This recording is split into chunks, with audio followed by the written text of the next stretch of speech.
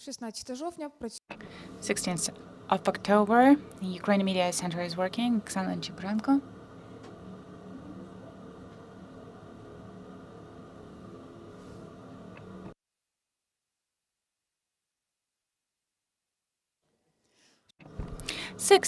October, Media Center Ukraine is working. Svetlana Chibrenko.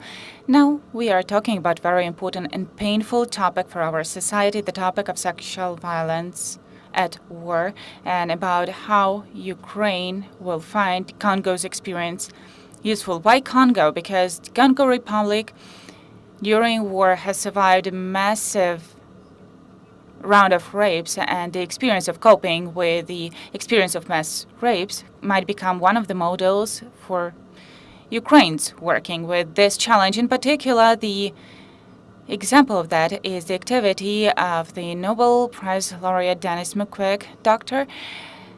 He's been working with the sexual violence survivors during the war, and further on, his fund started attracting huge attention from international organizations and governments of different countries in terms of using sexual violence as a weapon during the war. Actually, now the Russian Federation and their military are using rape as terror acts to destroy human dignity, acts of violence and tortures. Well, we are going to talk about that right now. I will present our guest, that is Kateryna Levchenko, Government Commissioner on Gender Policy. Online, Kateryna Coppens will join us, Executive Director of Fund of Dr. Denis Mukwege. A bit later, Vasyl Lutsyk will join us, Head of National Social Service of Ukraine, and also we have Veronika Plotnikova with us, Head of Coordination Center for Supporting Survivors and Witnesses of the Office of General Prosecutor, and also anesthesiologist and member of SEMA-Ukraine. Greetings to you. So, Ms. Kateryna, please tell us how now in Ukraine this involvement of foreign experience is happening in order to prevent, in order to search the guilty ones, the perpetrators, and the consequences of violence committed during the war. Thank you very much, Ms. Svetlana. Hello, dear colleagues. Indeed, the topic is really painful. However, we cannot keep silent. We have to talk about those crimes that have been committed by Russian militaries in Ukraine using sexual violence as a weapon of war. And they've been using this since the very beginning of their invasion, since 2014. This is also very important. And we are talking not just from the name of the state, not just from the name of civil society, but also from all those who survived such violence. And we have dear Ms. Olena Lazareva with us. And the government is cooperating with SEMA network, the network of women who survived sexual violence, and also those men who survived sexual violence. And what differs Ukraine from many other countries whose experience we've been studying, that is activity of those who survived sexual violence. I mean that stigma, fear, pain, trauma that is survived and is being survived by those people, it is being converted into power and activity for many of those. I'm really grateful for that, because without you, the work that is being done by different structures and prosecution and social services, well, as you know, this is from one side, it's law enforcement system and also the system of support from the other side. It would have been just impossible without you. And we realized that when seeing experience of other countries where survivors are more called as a word with the word victim. And I'm asking the journalists not to use such language.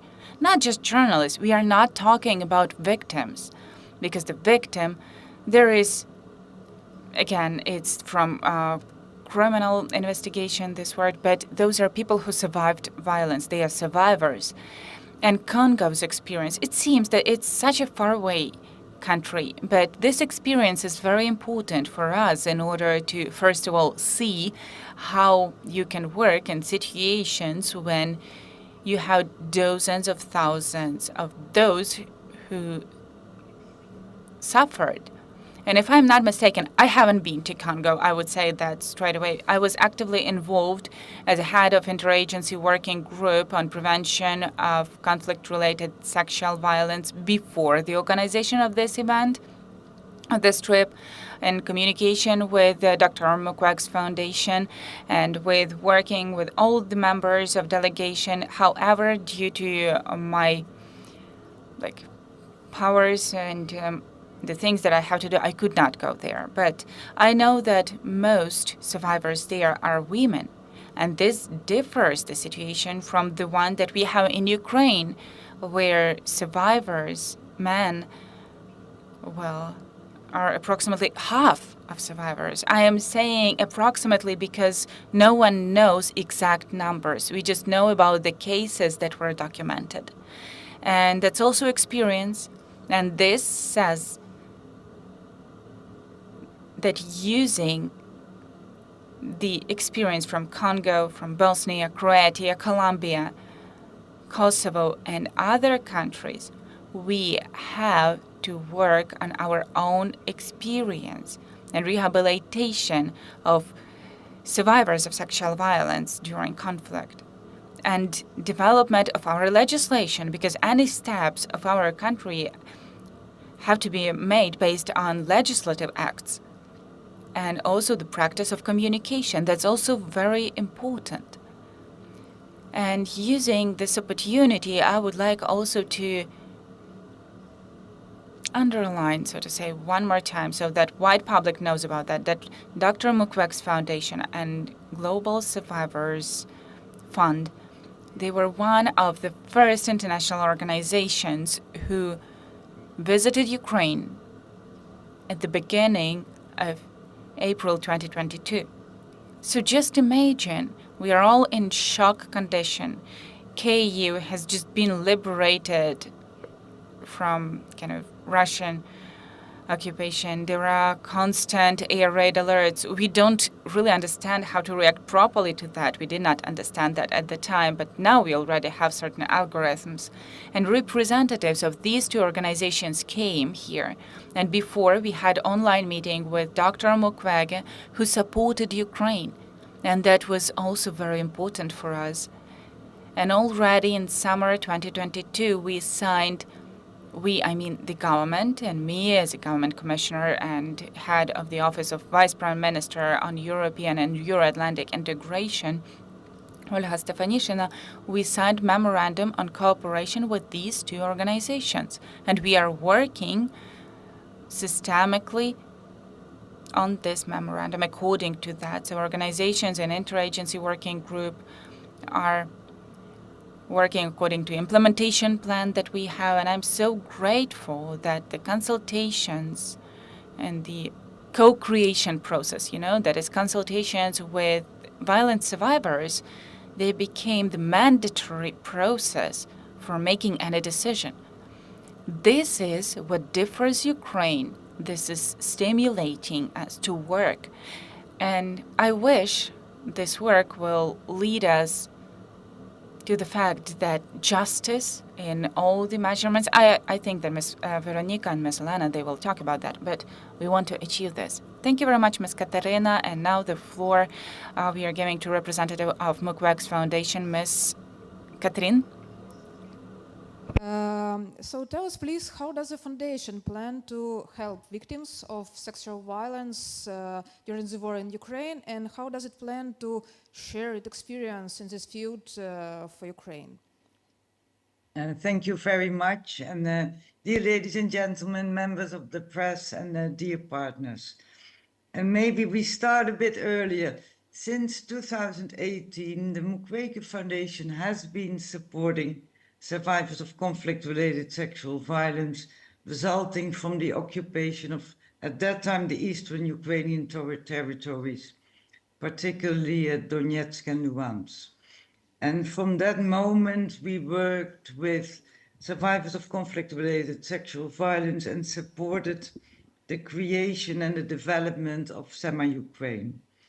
And then when in 2022, as Ms. Levchenko just mentioned, Ukraine authorities approached both Dr. Mukwege and the Mukwege Foundation to explore how best to ensure holistic care for victims, survivors of sexual violence resulting from the large-scale invasion.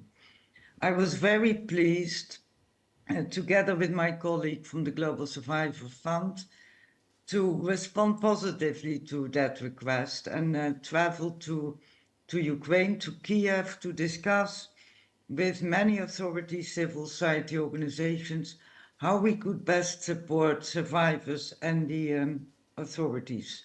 As mentioned by Kateryna Levchenko, we signed a framework agreement of cooperation, which has primary objectives of how to best ensure survivors have early access to quality, compassionate, survivor-centered holistic care, and that includes access to justice. I also would like to use this opportunity to thank the Crisis and Support Center of the French government that has supported us to implement this program. And since July, we're working with all partners to ensure that access to quality holistic care, and in this means access to both medical care in case it's needed, psychological support, socioeconomic support, and access to justice, if and when survivors decide they have the need to do so. And I think that that's an important element, that it's survivors that should be able to determine what they need, and of course they need support with that, but also when they're ready, for instance, to access the justice pathway. As part of this program, we were extremely pleased to have been able to organize the learning exchange, experience exchange might be a better word, to Panzi Hospital and Foundation with a large number of our Ukrainian partners. The purpose was to share experiences, lessons learned, and best practices from the Panzi model of care. I think we were all able to deepen our understanding of the best practices from both contexts, the challenges, also the differences, as Ms. Levchenko just highlighted.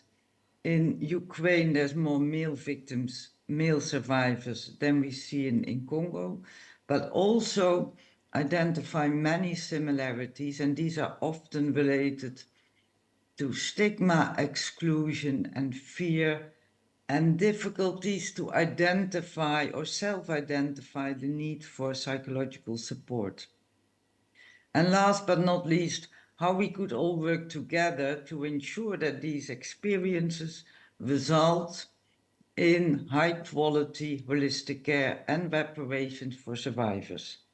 And despite the differences between the context and the conflicts in Congo and Ukraine, some challenges and some opportunities are the same.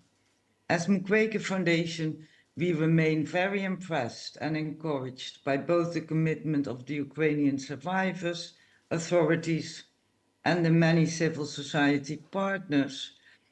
And we are convinced that this valuable exchange and open discussions with the Panzi team will help them to overcome some of their challenges.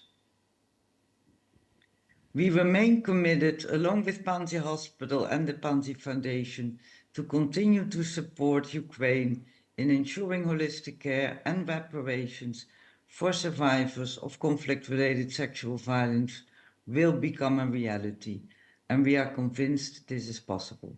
Thank you. Thank you very much, Mrs. Kateryna. Thank you personally and your foundation also for support Ukraine. Повертаємось до We are coming back to the room. Mr. Vasyl, the next question is yours. How such cooperation and this work with the countries that have survived similar problems and we continue living through that, and unfortunately we will have just bigger number of victims of sexual violence that we will learn about, how this cooperation will help people who suffered from sexual violence related to conflict, how that will help in personal support of those people and further support and investigating the crimes. Thank you very much for the question. Of course, Congo's experience, that is the experience of 30 years of war and 30 years of supporting survivors, it's relevant for Ukraine. Of course, we have to understand that Ukrainian realities are slightly different when we are talking about full-scale invasion, but the main focus is supporting the survivors for us. And it's the system of social work which is done well in Congo, not just social support, but social reintegration further on in the society of those survivors. This allows to ensure, let us say so, the full cycle of supporting the survivors. We have seen, so to say, educational courses for social workers that might be there. We have seen those checklists and other materials so that we can use in the work with our social workers. Therefore, our main task now will be to mention to all social employees who are working in direct contact with CRSV survivors, they should have the knowledge that will allow them to identify CRSV survivors, and they will help them to provide the social services that as of today can be provided by the state. We are talking about involvement of resilience centers and other social services that are there in the communities, and we also have to understand that here we have to combine our efforts from state and public sector. That is, in terms of training the staff and also support of survivors. So I think that each of the members of delegation received something useful and some elements that they can implement in the activity of their organizations or their bodies. And we here, when we came here together, we can improve Ukrainian system that will fully be in line with the challenges of our time, so to say, and we can borrow the best elements that are already existing, that are already tested, so to say, and we can implement that into our system so that each CRSV survivor can get proper support from the state. Thank you very much, Mr. Vasyl. Victims of sexual violence. We don't talk about that quite often. This topic is kind of a taboo in our society, in Western societies. Ms. Veronika, how many victims of sexual violence in Ukraine do we know, and how this number might be different from the real number of victims? Thank you very much, Ms. Svetlana. Still, I would like to stress one more time, we want to avoid the word victim. Even in terms of criminal process, we are talking about survivors, but primarily we are talking about survivors, those who survived, meaning sexual violence. Issue of statistics is very important, but we also understand additionally that it does not show in full our picture. As the Office of Prosecutor General, we are communicating now about 322 survivors who agreed to participate in criminal investigations and say that sexual violence, conflict-related sexual violence happened to them. It's 207 women and 115 men as for now. When we were talking about such a kind of distribution during our visit, yes, indeed, it seemed unusual because in Ukraine, men are ready to speak about such cases. In many countries, the data are much smaller, or smaller number of cases. Now we have 55 notifications about the suspicion to the Russian militaries who committed such types of crimes. As for 34 Russian militaries, the cases were sent to court, and 5 of them have already been sentenced. And all that is happening in absentia mode when the perpetrator is not present, because we don't have the opportunity to get access to Russian militaries, but this is necessary in order for the very fact to be recognized, and so that further on such military criminals, they should not have the opportunity to avoid responsibility, both on national and international level. But coming back to the second part of your question, whether data might be different, I would like to remind you about the number of claims of sexual violence survivors on interim reparations project, because this project is being implemented right now, again, with the support of a global fund. I think Ms. Kateryna can say about that. Thank you very much, Ms. Veronika. Yes, indeed, the statistics that we have from law enforcement agencies, it's at top of the iceberg, and also statistics of social services and NGOs. And we do understand that behind each identified case, there's at least 10. And, well, it's not something just vague numbers. It's approximately calculated. 10 cases that no one knows about, and people are keeping silent about that. So Veronika just mentioned the project of interim urgent reparations that is implemented by our government together with the Global Survivors Fund. And actually here, except for Veronika, but she will mention how prosecution is cooperating, but also Mr. Vasyl Lutsyk and Ms. Olena Lazareva, and me, myself, I'm the head of the supervisory board of the project, and Office of Vice Prime Minister on European and Euro-Atlantic integration are cooperating with us, and Verkhovna Rada Commissioner on Human Rights. So this is civil and state partnership. So as for today, we have 498 applications from survivors. Let us say so, those who consider themselves to be CRSV survivors, because later on, Identification Committee is conducting an interview, and there is a whole procedure which had been developed together with the survivors in order to stick to ethical norms and make that, well, non-traumatizing as much as possible. So 272 applications are from men, 216 from women, 2 from boys, and 8 from girls.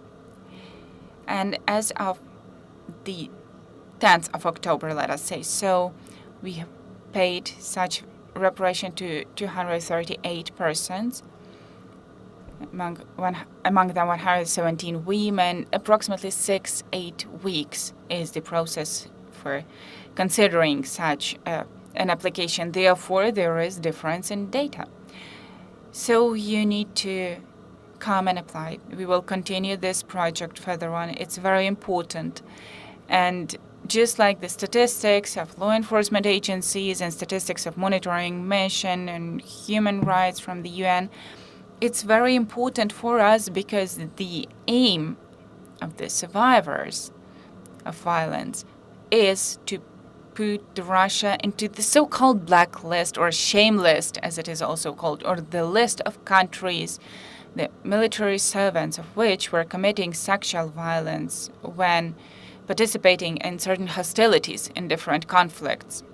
And as of now, there is more than 150 such conflicts in the world. And Russia is still sending their troops into kind of peace-creating functions. And these are such organizations, the UN, and annually there is a speech from Secretary General about sexual violence and conflicts.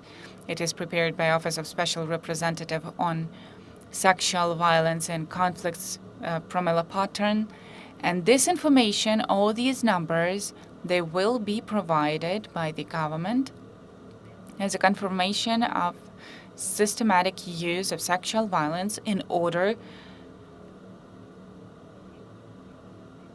for the Russia to be put into this shame list.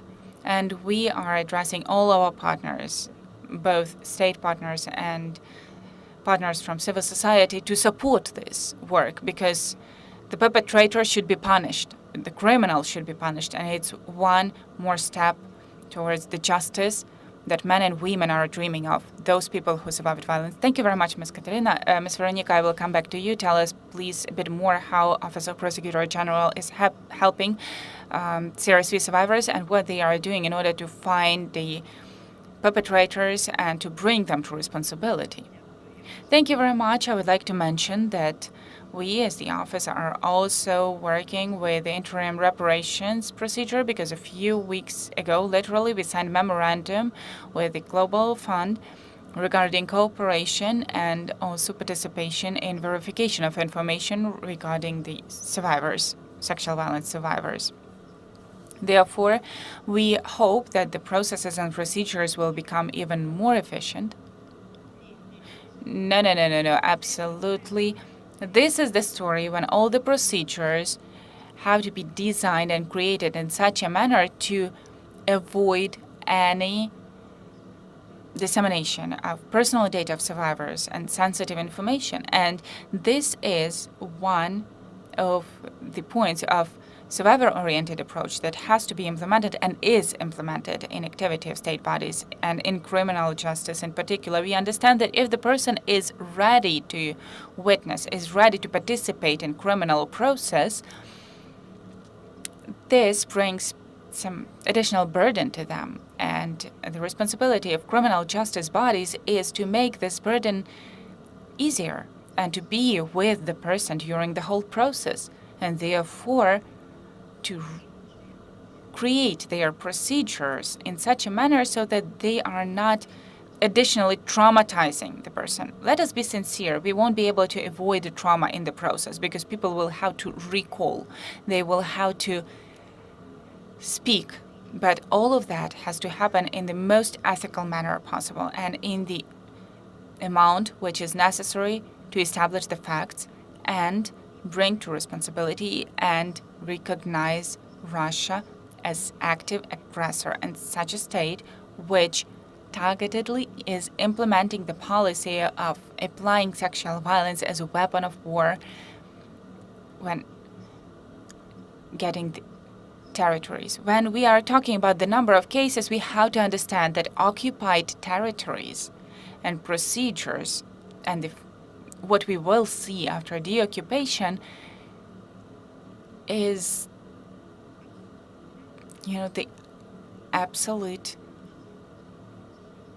part of work that we will have to do. And the experience of Congo, how they are working with mass cases, how they are working with the cases that had been lasting for years, it's like a must-have for us.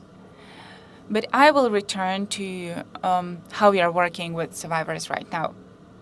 Ms. Kateryna has mentioned already that working with CRC has started almost right after the beginning of the full-scale invasion. Yes, indeed, in April already, both Dr. Mukwege and representatives of the foundation were in Ukraine, but after the occupation of Kyiv Oblast, law enforcement agencies started working on detecting such cases and investigating them.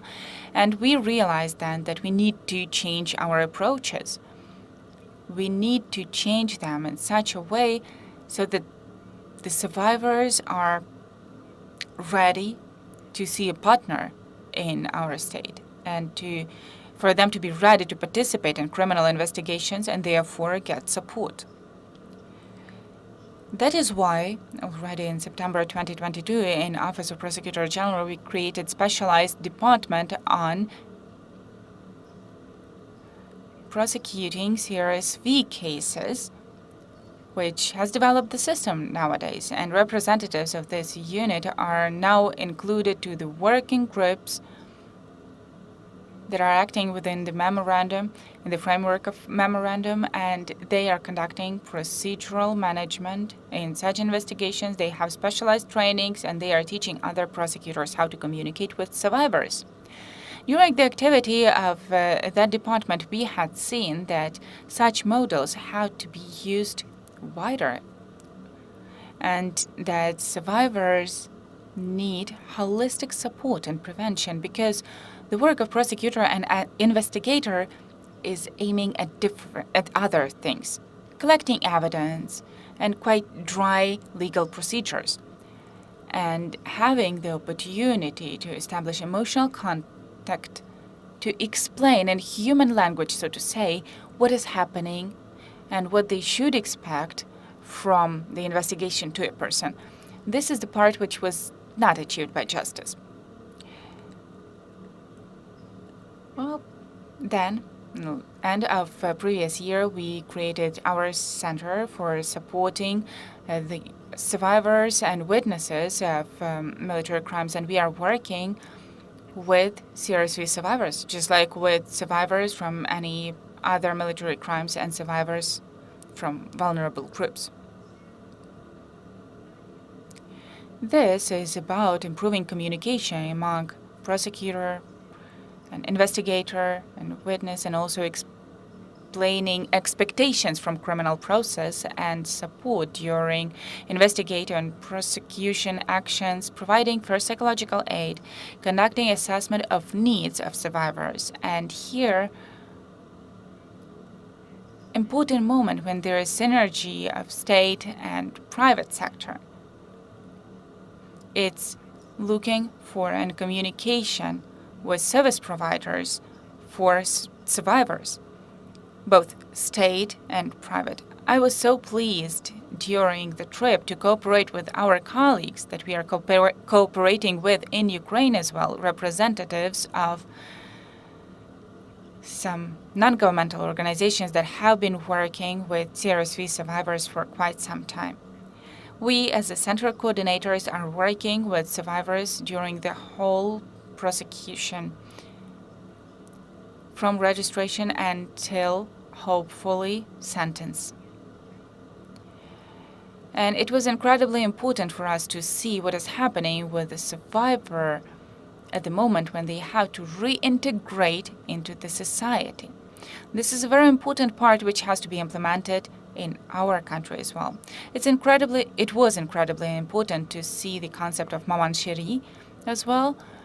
And there was a story when I returned, I started calling my colleagues in the center this way, because indeed they both have full emotional contact with survivors who agreed to work with us, and they are organizing all the process of support, starting from the medical treatment that survivors are getting and requests from primary medical care to highly specialized services, and working with all other organizations.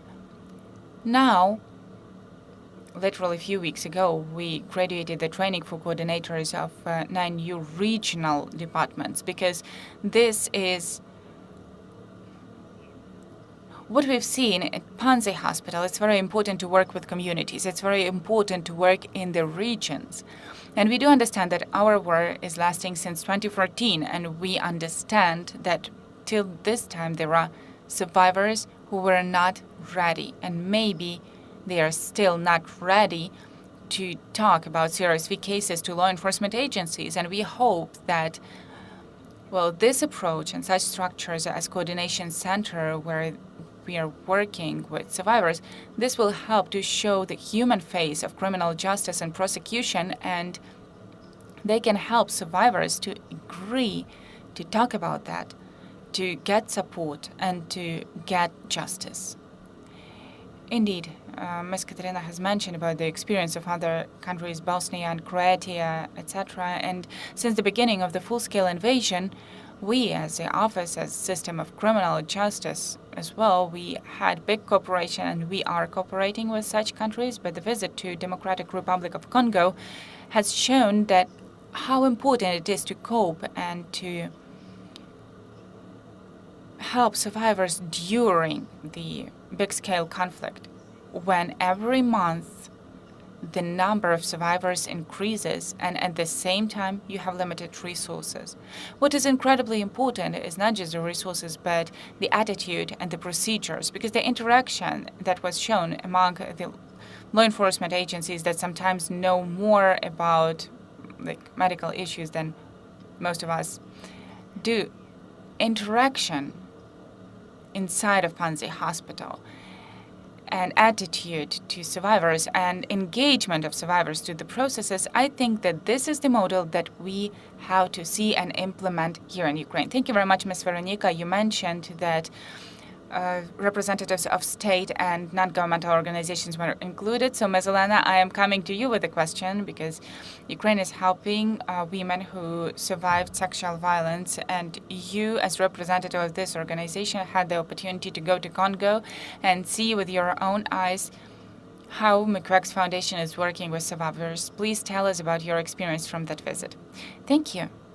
Well, as you've heard already, in September this year, as Ukrainian delegation, we had an opportunity to participate in a study visit to Congo, Panzi's hospital, and Panzi Foundation.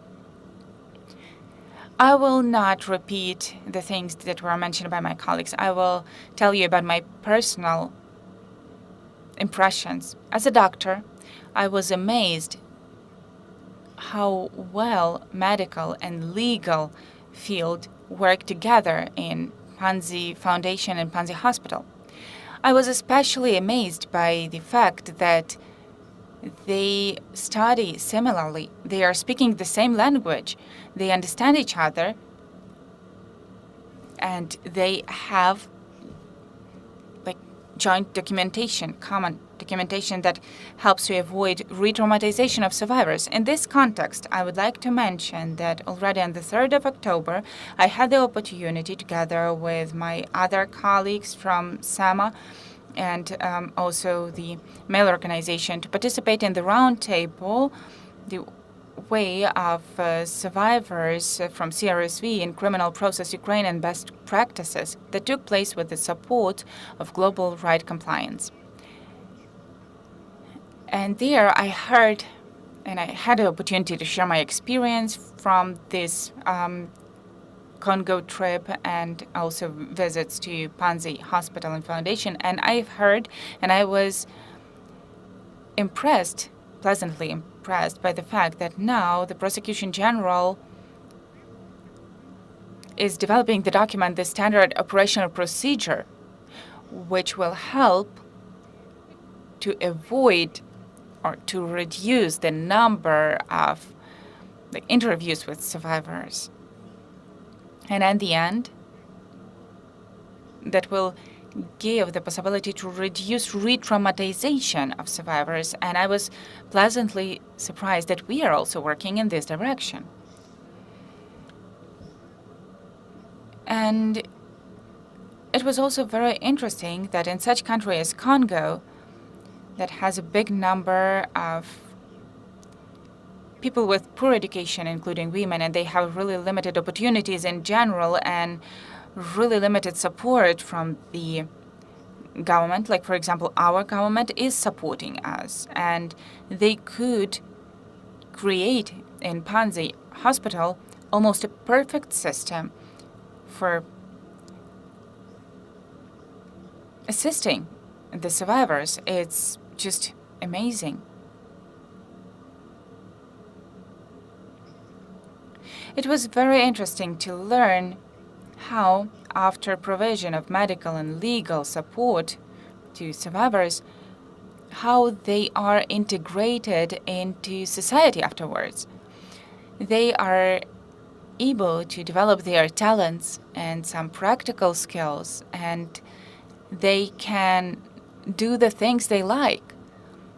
That is, if the person likes to sew, they are sewing. If they like to make some jewelry, they are doing that. And thanks to that, they can be economically independent.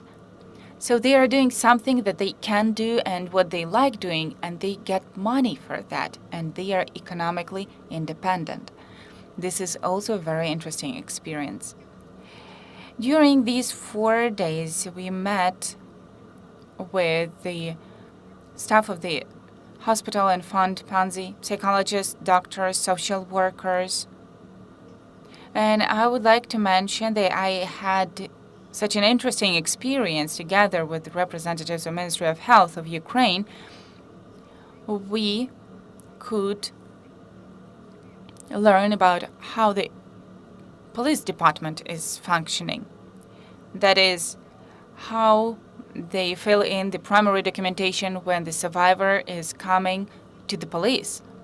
This is the so-called medical and legal document, which further on will be used by all the Panzi staff. And it is preserved for 20 years in the hospital. After the things that I've seen, I truly hope that we will be able to create similar model for helping in Ukraine. And SEMA-Ukraine and I personally will do everything possible, everything we can, in order, in cooperation with the governmental organization, public sector, and law enforcement sector, to create the holistic support for survivors. And using the opportunity, I would like to thank one more time to all those thanks to whom this educational visit could happen. That is personally to Dr. Mukwege, Dr. Mukwege's foundation as well.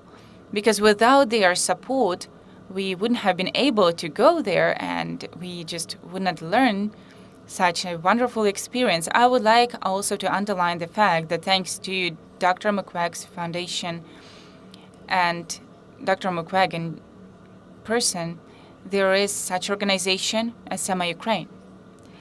And I truly hope that this visit will help us, will inspire all of us to provide more qualitative support, holistic support to survivors. And I would like to thank everyone who was with me during that visit. Those are new friends, new impressions, and your acquaintances. Thank you very much. Thank you, Ms. Olena. Dear journalists, if you have some questions to our guests, you can ask those. Just raise your hand and you will get the microphone. Yes, and while you're thinking about your questions, Ms. Kateryna, please. You know, just like in a joke, I haven't been there, but some thoughts and impressions from the visit I have, because I am communicating with my colleagues all the time. You did not pay attention to one very important, from my point of view, message for the society about how important it was for a Ukrainian delegation with like Mr. Vasyl, also like really high representative of authorities, to go to the country where Ukrainian delegation, any, was for the first time.